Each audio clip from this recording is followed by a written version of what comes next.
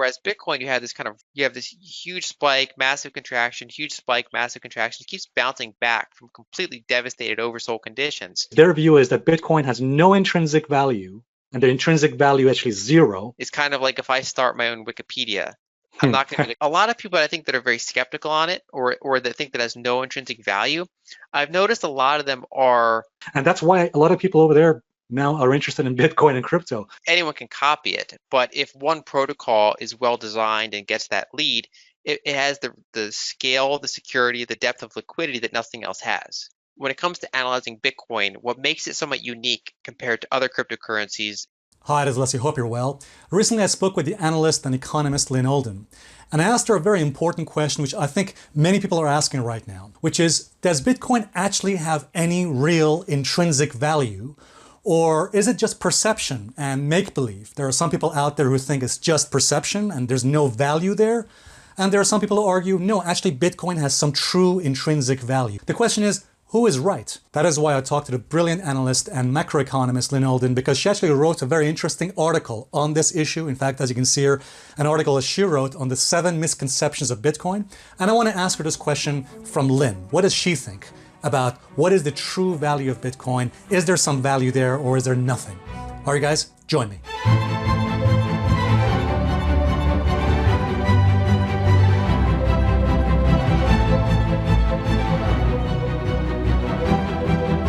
Alright guys, welcome back. Now before we start, I just want to mention something quite important very quickly. As you know, I'm not a huge fan of financial news or news in general. However, I do make one exception, and that is with Morning Brew, who's our sponsor for this video. And as you know, we give any money we get from sponsors to charity. Now, some people like to get their news from traditional news sources, again, like mainstream media, and some people like to get it from social media. But why not try Morning Brew? In the last several months, I've been using Morning Brew to get my daily news, so I hope you'll allow me just a minute to give you a little information about it. Morning Brew is a free daily newsletter, which is delivered to you Monday to Sunday, and it gets you up to speed with business, finance, and technology in just a few minutes. And as you may have noticed, traditional news can be very boring, dull, and pretty heavy. By the way, some traditional news sources often use a lot of complicated jargon and words, which can confuse their readers. But Morning Brew does not do that. In fact, what I've noticed with Morning Brew is that they write their articles in a way that is engaging, interesting, but also relevant and informative. Another thing I quite like about their newsletter is that it's quite concise and to the point. So, for example, as you can see here, you can quickly check what's happening in the markets, for example, across stock markets and Bitcoin. Just recently, I was reading an article in Morning Brew about Elon Musk and Twitter. There was an article that said investors are max bearish on the economy. In fact, it seems a closely watched survey revealed a dire level investor pessimism among 259 fund managers. By the way, that does not surprise me at all, given the situation the markets are right now. By the way, there was another fascinating article which talked about who Americans spend their time with the most. Some interesting results there. So guys, if you're interested in business, finance, and technology, there really is no reason not to subscribe. So I would really appreciate it if you could check out the link that's in the description there. Again, it's a free subscription. It only takes 15 seconds to subscribe. So please do sign up to Morning Brew for free today.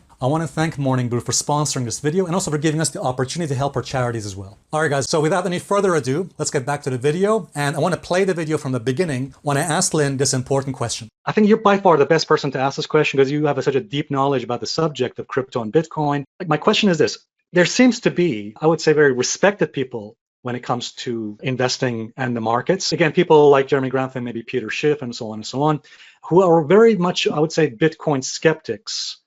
In the sense that I've listened to interviews, for example, Jeremy Grantham, their view is that Bitcoin has no intrinsic value, and the intrinsic value actually is zero. And essentially, it's all about belief and perception. What is the future value of the dividend stream of Bitcoin? I can tell you that. That doesn't take a prize-winning mathematician. It is nil. Bitcoin is 100% faith.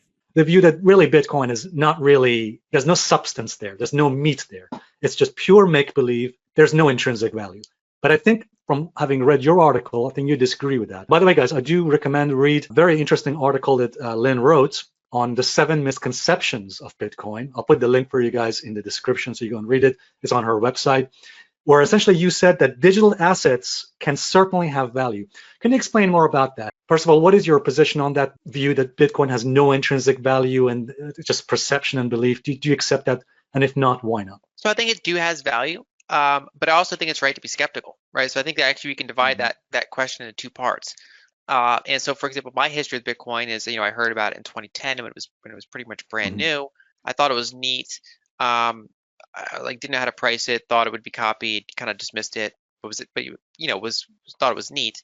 And over time, I would just pay attention to price signals. And so if something's been around for 13 years and has survived something like 50% corrections and keeps grinding higher over that structurally long, pretty long time frame, I do think that's something worth paying attention to.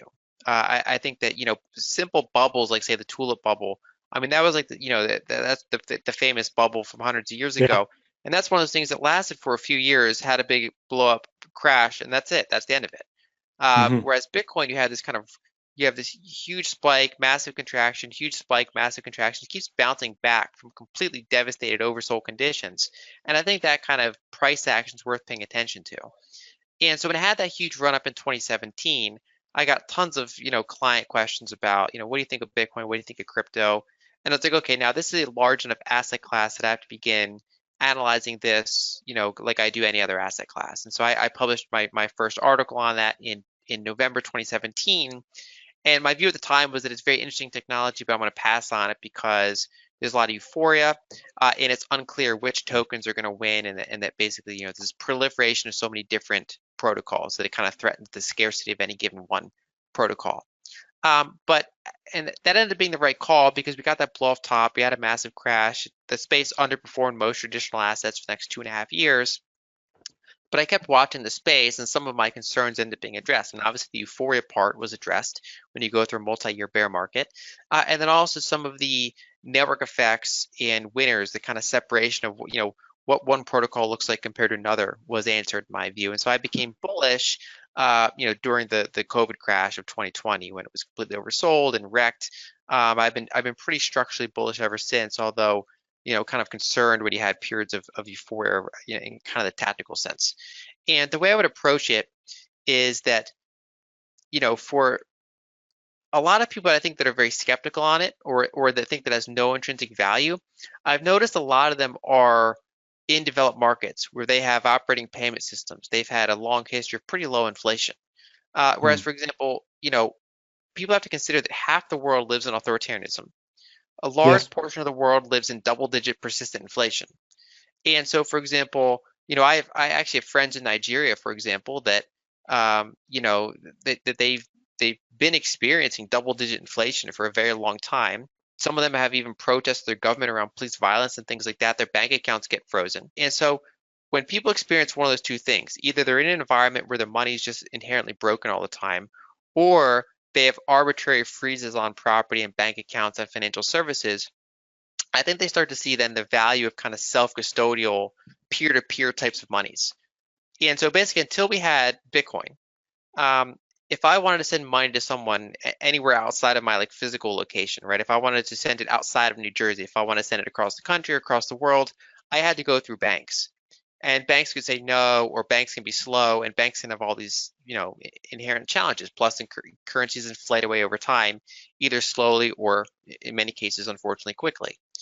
And with the invention of Bitcoin, you have a pretty credible mechanism to make this global ledger that is rather immutable and that is decentralized. So no centralized party can change it. And therefore, it creates a way to hold value and to transfer value. And of course, anyone can copy it, but if one protocol is well designed and gets that lead, it has the scale, the security, the depth of liquidity that nothing else has. So for example, creating up a new cryptocurrency and trying to compete with Bitcoin is kind of like if I start my own Wikipedia. I'm not going to be able to compete with the real Wikipedia. I Yeah. can't replicate the fact that there are millions and millions of links pointing to the real Wikipedia and that there's an army of editors and constantly doing the real Wikipedia. I can't compete with that network effect.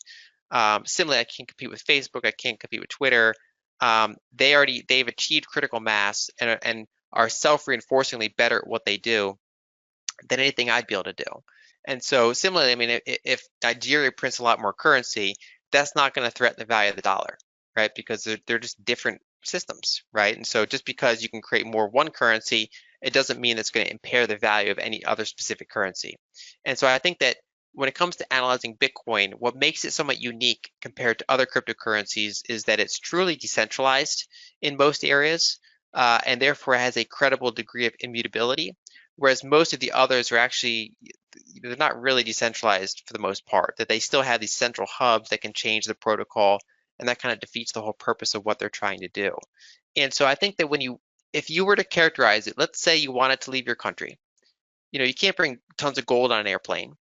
If your bank accounts are frozen, you're kind of out of luck. And whereas Bitcoin is self-custodial money, you can bring it around the world, you can send it peer to peer. And for a lot of us, we don't need that, right? So I don't need that right now. But it's something that I recognize that large swaths of the world actually do need in an immediate sense, and other people might need in the future. And so basically, we've kind of got this now global ledger that's, I think, quite interesting. Another way to phrase it is that, for a very long time in human history, money and commerce moved at about the same speed, right? So the speed of foot, the speed of horse, the speed of ship, our commerce and our gold and silver moved at, the same speed. But then when we invented the telegraph and then the telephone and laid undersea cables, and ever since then, we've been able to do commerce at almost the speed of light. We can do transactions across the world and update bank ledgers, and gold and silver are slow, and they have to be abstracted in order to keep up with this. And with abstraction comes arbitrage. So policymakers could then, have everyone be in a currency tied to gold and then devalue it overnight, right? And so basically people save in something that is not the actual underlying bare asset, but they invest in something that's a claim on that asset. And what's interesting about Bitcoin is it's now a way to actually send custody to custody money at, especially using the Lightning Network, which runs on top of Bitcoin, basically the ability to send money that is moving at the same speed as commerce does. And it's not based on a claim for something, but it's actually you have the private keys. You alone, you're sending actual custody of that asset to the person in real time. And I think that this actually opens up a lot of interesting things. And so basically I would describe it as it's this network that is able to do certain peer-to-peer liquid value transfer, and that network effects matter. And I think once you put those two pieces together, it actually becomes a pretty valuable technology to kind of pay attention to.